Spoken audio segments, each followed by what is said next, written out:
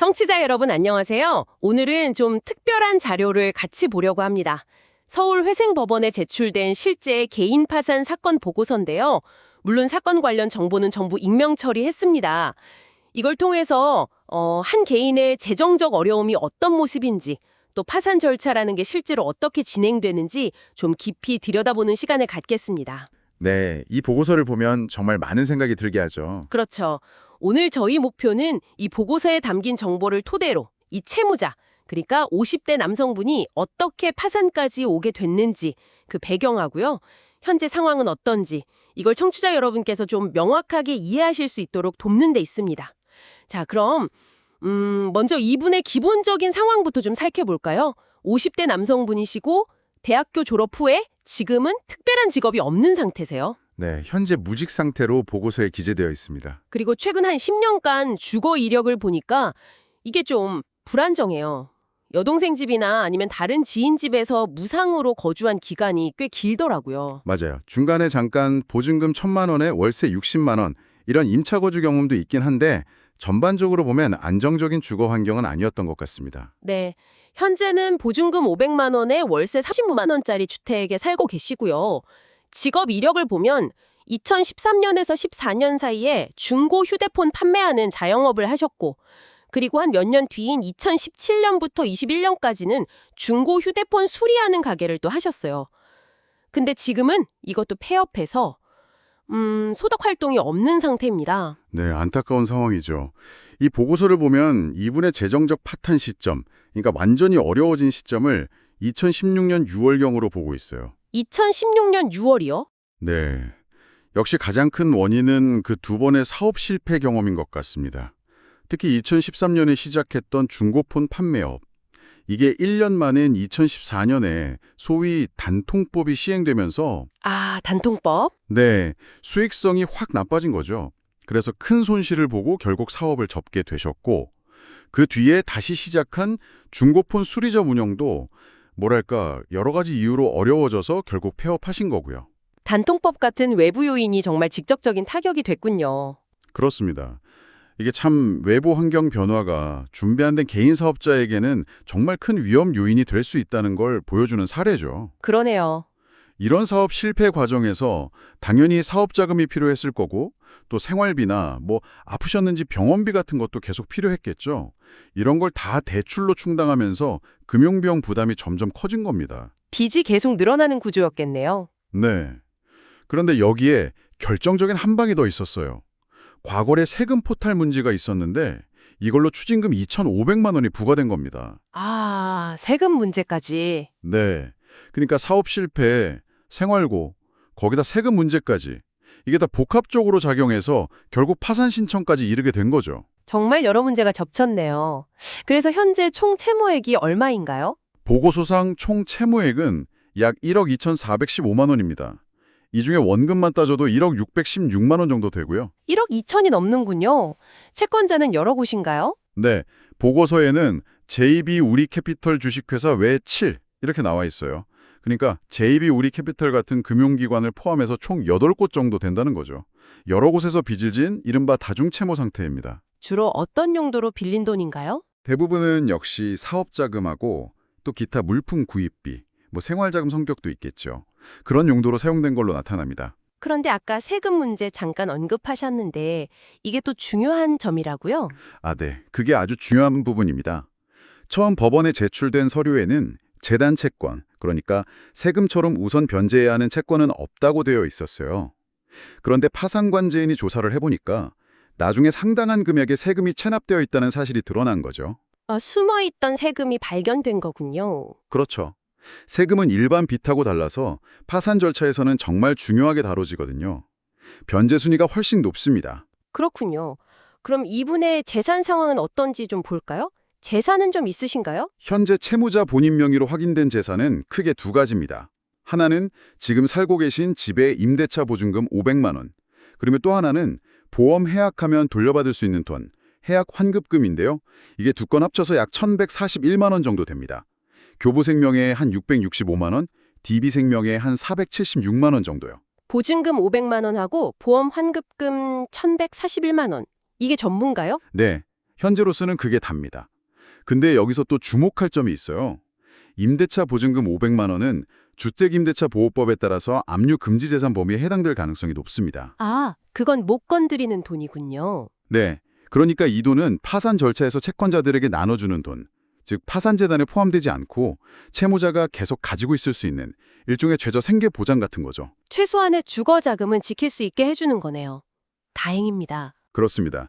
그리고 파산 관제인이 최근 5년 동안 뭐 특별히 처분한 재산은 없는지, 또 배우자나 부모님, 자녀들 명의로 된 재산은 없는지 이런 것도 다 조사를 했는데, 참고로 이분은 이혼 이력은 없으십니다.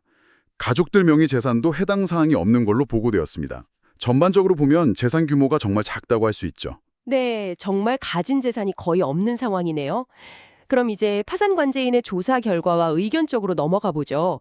관제인이 보험 해약 환급금 외에 또 다른 쟁점을 찾아냈다고요? 네, 그렇습니다. 관제인이 조사를 하다 보니까 이 채무자분이 과거에 특정 채권자 한 명에게 1,000만 원을 먼저 갚은 사실을 확인했어요. 다른 채권자들보다 우선해서요. 아, 혼자만 먼저 갚아준 거예요. 네, 이걸 법률 용어로는 편파변제라고 하는데요. 파산 절차라는 건 기본적으로 모든 채권자에게 공평하게 가진 재산을 기준으로 나눠줘야 한다는 원칙이 있거든요. 그래서 특정 채권자에게만 유리하게 돈을 갚는 행위는 문제가 될 수 있습니다. 그 편파변제 문제는 어떻게 처리됐나요? 관제인이 채무자하고 협의를 했습니다. 그래서 결과적으로는 그 편파변제한 금액 1,000만 원하고 아까 말씀드린 보험 해약 환급금 일부를 합쳐서 총 1,100만 원을 만들어서요. 이 돈을 2024년 10월 30일까지 파산재단, 그러니까 채권자들한테 나눠줄 재산을 모아두는 곳에 납부하기로 약속을 했습니다. 아, 1,100만 원을 내기로 했군요. 그럼 그 돈으로 이제 채권자들한테 좀 나눠줄 수 있는 건가요? 자, 여기서 아까 잠깐 나왔던 그 체납세금 문제가 다시 등장합니다. 이게 아주 결정적인 변수가 되는데요. 네. 관제인이 추가로 확인한 체납세금 총액이 얼마냐면 무려 5,200만 원에 달합니다. 5,200만 원이요? 와, 생각보다 훨씬 크네요. 네, 그렇죠. 근데 세금은 아까 말씀드린 것처럼 일반 채권보다 변제 순위가 훨씬 높은 재단 채권이에요. 그러니까 채무자가 약속한 1,100만 원을 전액 다 낸다고 하더라도 이 돈은 일반 채권자들한테 가기 전에 체납된 세금 5,200만 원을 내는데 먼저 쓰여야 합니다. 아, 그럼 1,100만 원으로는 그 세금 내기에도 턱없이 부족하겠네요. 맞습니다. 1,100만 원을 다 내도 세금의 일부밖에 못 갚는 상황인 거죠. 따라서 세금을 먼저 내고 나면 일반 채권자들, 그러니까 돈 빌려준 금융기관이나 개인에게 돌아갈 배당금은 사실상 없게 되는 겁니다. 영원히 되는 거죠. 그렇군요. 그래서 파산관제인이 보고서에 재단 채권 변제 후 폐지 신청 예정이라고 쓴 겁니다. 세금 먼저 처리하고 나면 나눠줄 돈이 없으니 파산 절차를 그냥 종결하겠다. 이런 의미로 해석할 수 있습니다. 배당할 게 없어서 절차를 끝낸다. 그럼에도 불구하고 일단 파산 절차 자체는 계속 진행하기로 속행 신청했다면서요. 근데 채무자의 빚을 완전히 탕감해주는 면책에 대해서는 의견을 보류했다고요. 이게 좀 이상한데요? 네, 그게 좀 복잡한 부분인데요. 면책 의견을 보류한 데는 아마 몇 가지 이유가 있을 겁니다. 우선 채무자가 약속한 1,100만 원을 실제로 기한 내에 다 납부하는지를 지켜봐야겠죠. 약속 이행 여부가 중요하니까요. 아, 돈을 내는지 안 내는지 확인해야 한다. 네.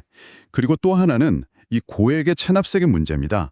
이게 단순히 파산 절차 내에서만 처리될 문제가 아닐 수도 있고 여러 가지 고려할 사항이 많을 거예요.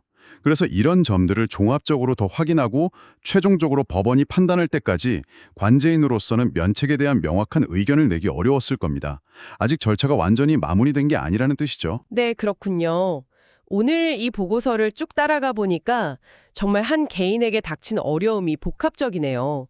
사업 실패에서 시작해서 생활고 또 예상치 못한 세금 문제까지 겹쳐서 결국 파산에 이르게 된 과정. 그리고 파산 절차라는 게 단순히 빚만 없애주는 게 아니라 재산을 찾아서 확보하고 또 이런 편파변제 같은 문제도 바로잡고 세금 같은 우선 채무를 고려하는 굉장히 복잡한 과정이라는 걸 알 수 있었습니다. 맞습니다.